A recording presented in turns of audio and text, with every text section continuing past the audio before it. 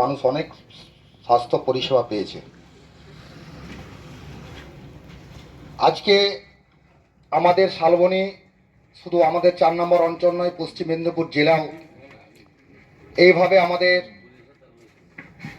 মন্ত্রীর যে অ্যাম্বিশন, উচ্চ আকাঙ্ক্ষা এগিয়ে যাক এবং আমাদের 4 নম্বর অঞ্চল নেয় প্রত্যেকটা জেলার মানুষ যেন সার্বিক উন্নয়ন পায় বা স্বাস্থ্য পরিষেবার মধ্যে যারা এখানে এই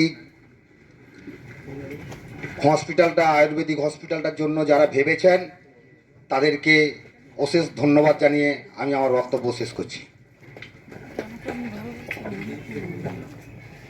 এখন আপনাদের সামনে এই সীমন্ত আইস হসপিটাল অ্যান্ড পলিক্লিনিক পরিষেবা দেওয়ার জন্য কিভাবে আমাদের